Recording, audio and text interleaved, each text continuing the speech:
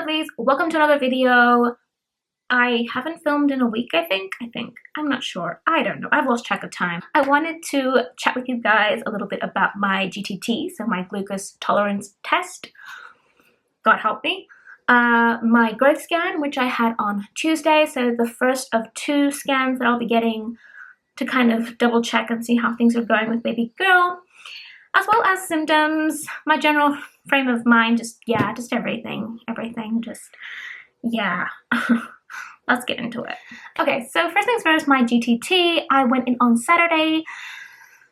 Honestly, I don't know who thought of this glucose test. I don't even, like, who thought that it was a good thing to do this during pregnancy? I don't know, especially if you're nauseous, especially if you just can't get anything down, and you have to literally get down a whole little bottle of very, very sweet liquid, basically. So I will say that the glucose test here in Australia was different to the one I did in Greece with Angel. So during my first pregnancy, differences being the test I did in Greece lasted for an hour. They simply stirred the contents, like this powdery something, I don't know, with water and created the drink in a cup, and I had to down it pretty much straight up. And then an hour later, they took my blood before I drank the drink, and then they took my blood again an hour later, and I was good to go. Here in Australia, I had to take my blood, they took my blood, and then I had to drink like a little bottle. They gave me 5 minutes to drink it, and then I would have to wait an hour, get my blood drawn again, wait another hour, and get my blood drawn again. So it's a 2-hour process. I will say, the drink, so the first time I wasn't really nauseous with Angel, like it wasn't that bad, and especially by the time I did the test, I was pretty much feeling okay, so it was pretty easy, straightforward process. This time around, it wasn't as easy, but because it was cold, I drank half the bottle in one go, and then the other half pretty much in the second go. There was no way I was going to drink it slowly over the course of 5 minutes. I wouldn't drink it. It wouldn't go down. So I kind of just closed my eyes and just got it down, basically.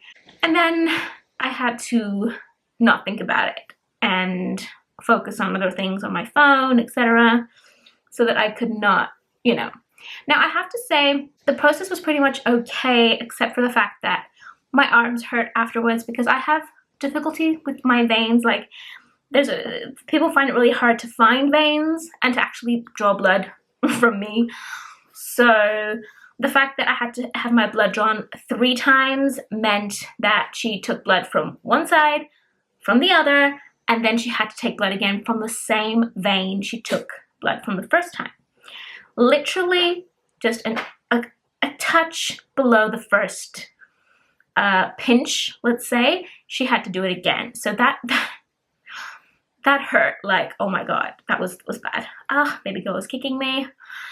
So that was not fun. That was definitely not fun. And there was actually this other girl there as well who was doing her GTT for the second time, because the first time she actually brought it up halfway through, and automatically that cancels it all completely. So I was very, very lucky and had no such issues, because I feel that having to do that again would have been traumatic. It's just bad. I don't know what experiences you guys have had, but oh my god. It's kind of like, I feel like the taste is kind of like a very sweet, crazy sweet, flat Sprite drink, if that makes sense. And it's kind of thicker too. It's not like the liquid is kind of thickish. It's not as fluid as, it's kind of weird.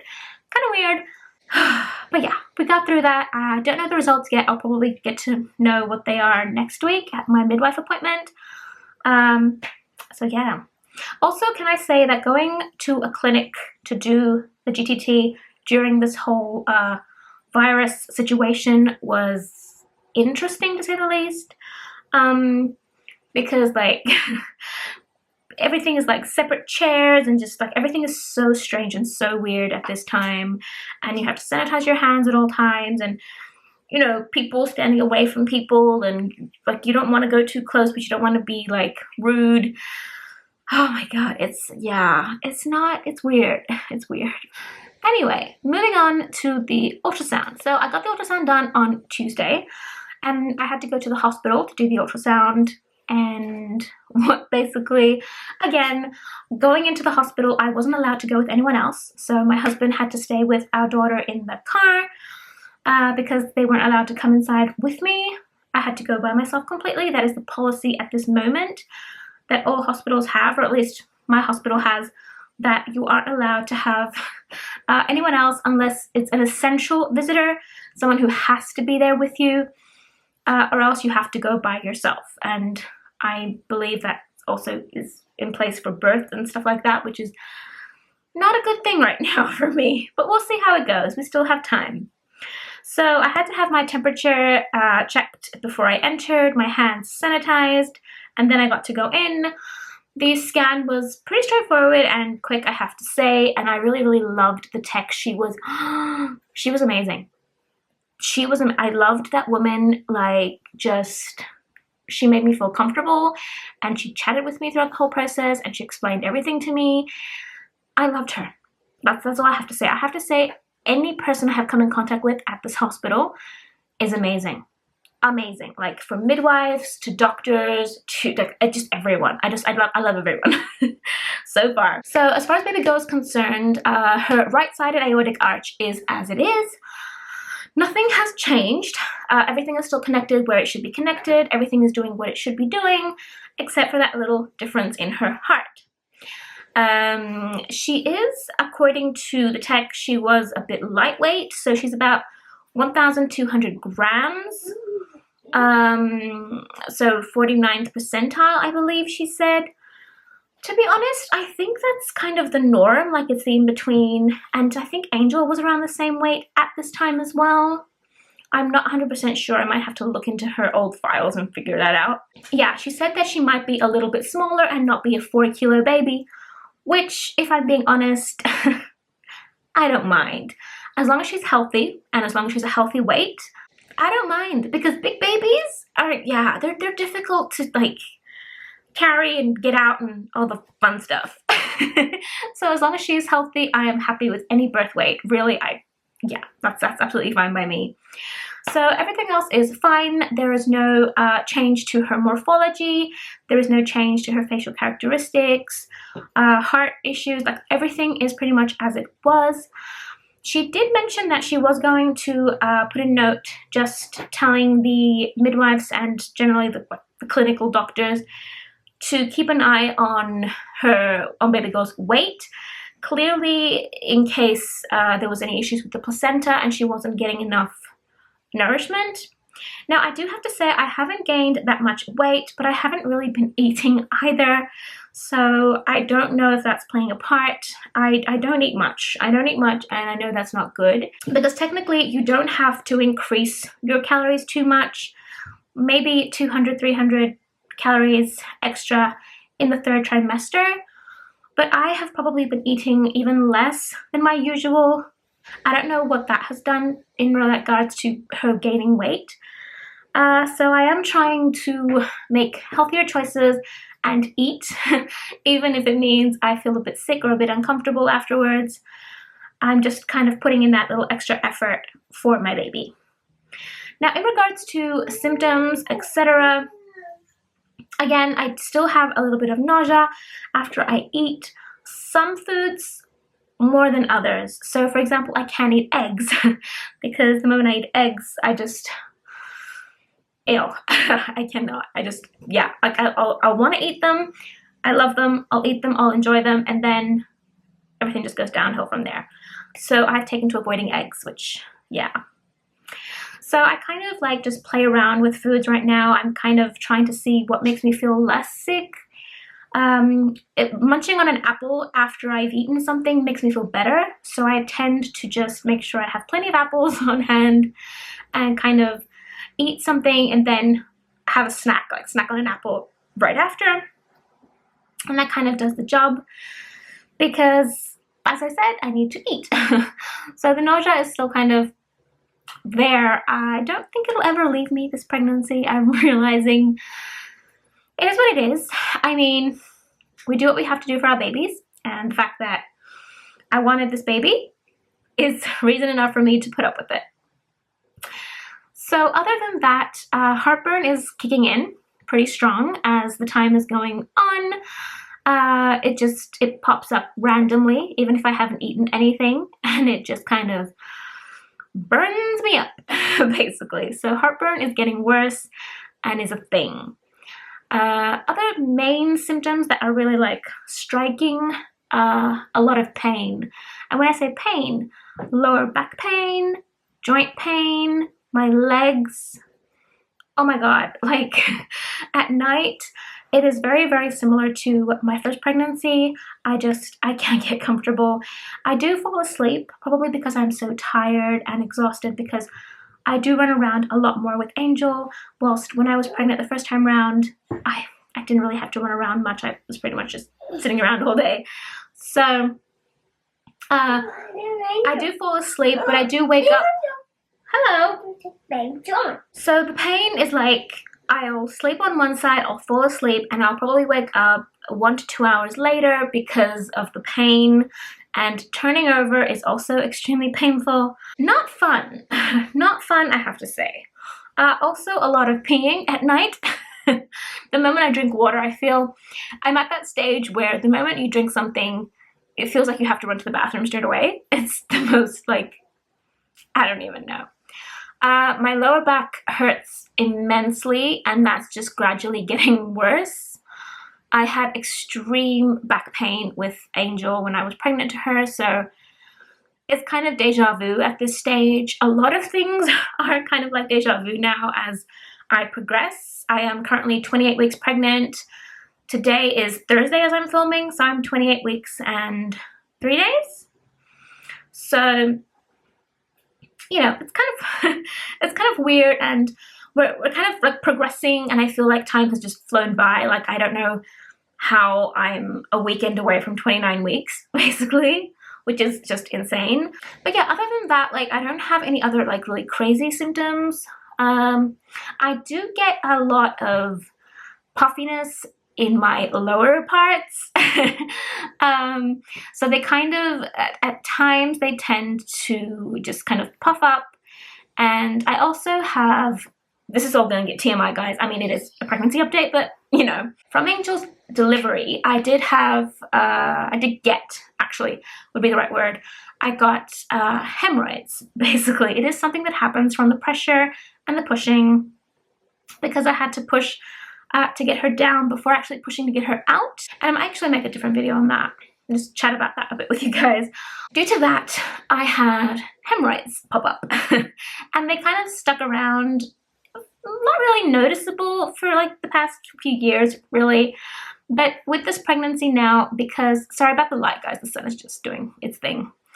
But with this pregnancy, because of the extra blood flow and pressure and just everything happening, naturally the hemorrhoids have gotten worse. So there are times when it's actually quite painful. Literally walking, sitting down, no matter what I'm doing, it's just painful down there because everything is just kind of puffed up because of the blood. So yeah, the extra blood flow doesn't help at times. Another little side note in regards to how I'm feeling, baby girl kicks a lot, like a lot. She's very, very active, but she's not necessarily like a kicker as much as she is a pusher. So she keeps on pushing me, and I actually asked the tech at the ultrasound to tell me her position exactly, because I was like, I don't understand why she's pushing me in just one specific spot. So she is head down right now, and meaning she's already getting into place, which is really good. And her knees are up higher up, like, and bent. So she's basically pushing her knees out. And I've actually gotten 2 new stretch marks just because she's constantly pushing out in the one spot. So I get a lot of little punches down low where her arms are, and then I get a lot of just knees just kind of pushing, and she does a lot of like rubbing motions.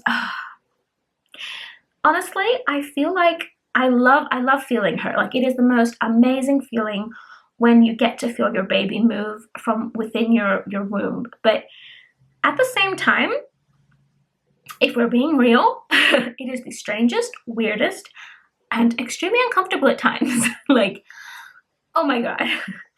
Oh my god, yeah, I cannot.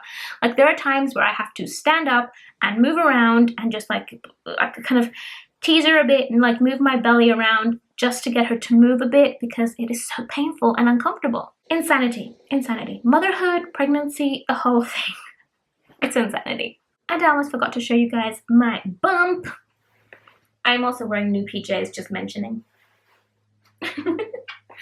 Okay, oh, it's because they're black, you might not. There we go.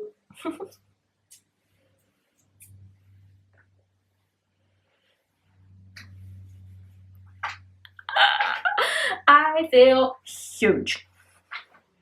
I feel huge. It's a thing. It's something that I realized is just my body doing its thing, because I was huge with Angel. I found some old photos. Yeah. I was pretty much the same with Angel at this time, so I'm kind of like, yeah, obviously it's a thing. But yeah, other than that, I am in full swing of trying to prepare for baby girl now, because I'm starting to feel the pressure of the time going by very quickly. And with everything happening right now, with the restrictions and, you know, shops being closed, just a lot of issues happening. The postal service takes probably, I would say, double the time, if not triple, what it would normally take to deliver things. I'm already in full swing of trying to figure out everything I need for baby girl and start ordering things so that they can arrive in time.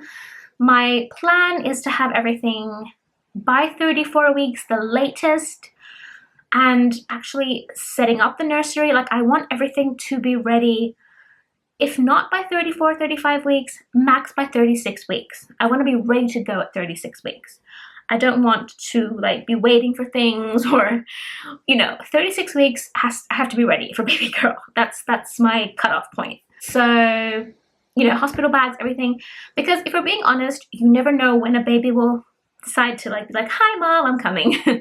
So I just feel like it's the safest option. And yeah, fun times all around. I don't even, you know, so I'm ordering things, and I think that'll also be a fun video to share with you guys, like all the things that I'm going to get for her. And my hair is, I don't know what it's doing. I have no idea. But yeah, it's fun times. I've kind of lost, I don't know, my motivation has kind of fallen a little bit. Because I just know I feel really tired, and my body is just starting to really feel the pregnancy now. Like, I thought I was tired and uncomfortable before. As the weeks go by, guys, it's a whole other thing. Like, oh my gosh, it's like I'm finally remembering 100% what it felt like to be pregnant with Angel. Like, that final trimester is just the hardest, especially when you have a 3-year-old. Like, now this time around, it is crazy. It is just insane because I still have to like move around a lot and like try and do things, and my feet get swollen and my back hurts. It's just, but yeah, we are preparing for baby girl. I am starting to get very excited. I mean, considering I'm 28 weeks, oh, going on to 29, I'm almost 29 weeks. That's crazy. Like, once you hit that 30, like the 30-week mark, I feel like it's just, we're kind of like, oh my god, we're almost there. So yeah, that is pretty much all from me. And baby girl is really pushing. She is just, she stretches a lot. She's a stretchy baby. She's not a kicking baby as much as a stretchy baby. Angel was more of a kicking baby. But anyway, that is all for this video, guys. I will see you guys in the next one. Probably next week after my midwife appointment. I have a midwife appointment on Tuesday. And yeah, we'll just kind of see what they have to say in regards to the ultrasound, as well as my blood tests, my blood work, and all that fun stuff. And I also want to question the birthing partner policy that is in place right now. I mean, everything changes every day. Everything changes, you know, even hour to hour at this stage. But I do want to know the current state, so I'm just kind of mentally preparing myself for the possibility that I might have to give birth alone, well, with midwives, etc., but without my husband. That's not an easy thought for me. So we'll see. We shall see how that goes. I will see you guys in the next one. Thanks for watching. Bye guys.